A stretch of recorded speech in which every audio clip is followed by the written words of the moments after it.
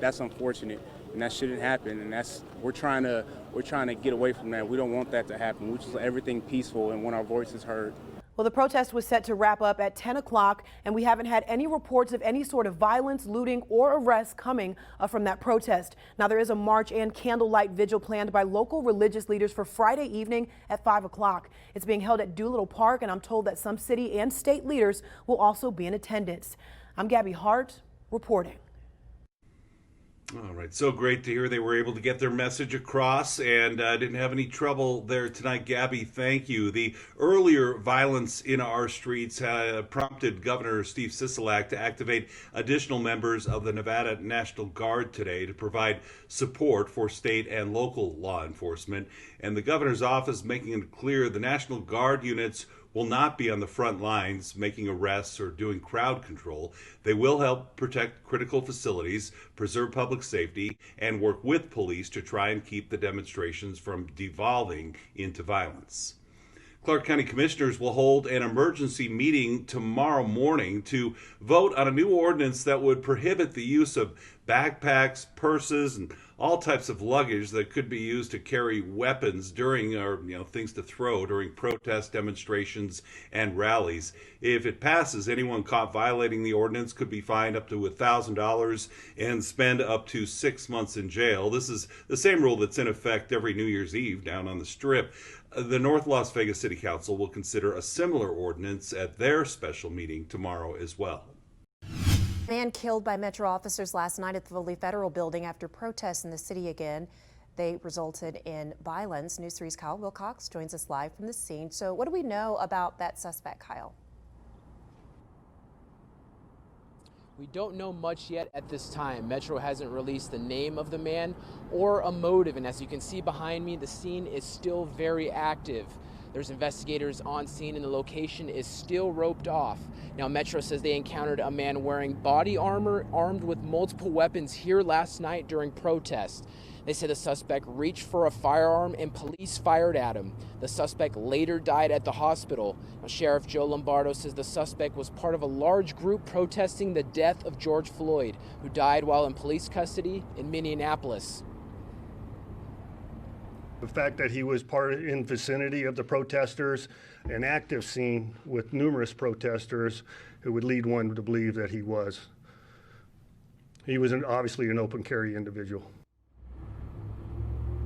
We'll continue to update you throughout the day as we learn more, so stay with us. Live from downtown Las Vegas, Kyle Wilcox, News 3. All right, thank you, Kyle. Appreciate that. And News 3 is your place for breaking news. You can get every breaking news story as it happens right on your smartphone or tablet. Simply download our app, News 3 LV. Meantime, this is new video out of Boise, Idaho, where protesters gathered for a peaceful movement there. A vigil held in honor of George Floyd at the Idaho State Capitol building. Event organizers say between 3,000 to 5,000 people attended tonight's vigil. There really is a theme in how these demonstrations are changing. We have a powerful moment from a protest in Southern California today. We want you to see a demonstrator proving peace and protest are possible together by hugging members of the National Guard. This man went down this line of guardsmen in Hollywood, taking time to embrace each one. Other demonstrators were seen shaking hands and doing fist and elbow bumps with the troops.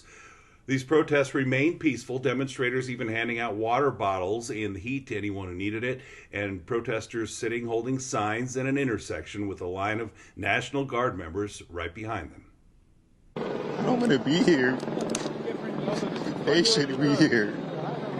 They shouldn't have to be here. We have a president that isn't doing his job right now. He is dividing us and it hurts.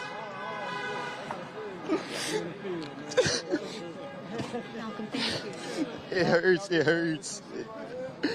We don't deserve this. We deserve a leader. We deserve a leader. And it went both ways here. At one point, a group of guardsmen took a knee in solidarity with the group's message against excessive force by police. You've been on social media, you've seen the movement dubbed Blackout Tuesday. It's the black square as your profile picture, and it's meant as a show of solidarity in the wake of George Floyd's death to observe mourn, and bring about policy change. Now, over the past week, many sports figures and organizations have joined the movement. Our Jesse Merrick has more. We have a moment in time. People are going to look back, our kids are going to look back at this and say, you were a part of that. I got a grandfather that marched next to Dr. King in the 60s. Amen. And he was amazing. He would be proud to see us all here. We got to keep pushing forward. Pacers guard Malcolm Brogdon is one of many NBA players to take part in peaceful protests. Celtics wing Jaylen Brown drove 15 hours from Boston to his hometown of Atlanta to march for change. LeBron James took to Instagram to voice his frustrations, along with many other athletes from all races. Tom Brady and Michael Jordan both put out messages asking for justice for Floyd and noted it's time for people of color to receive fair and equal treatment. I watch my teammates, my sisters, people I care about, my loved ones, best friends, deal with the racial injustices in this country every single day. And the burden that they have to carry and the weight that they feel, I can't imagine. Like Plum, many other Vegas athletes and coaches use their platform to voice their support.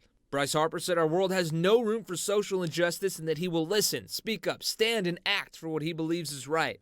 The Raiders also showed their support as Derek Carr and D-lineman Max Crosby said they both stand with their African-American brothers and sisters. Receiver Zay Jones shared an encounter he had at a local store with an elderly white woman who approached him with tears in her eyes to tell him that he matters to her. An encounter he says he's grateful for, finishing by saying, "Beautiful hearts still exist. Be the example, be the light, love others."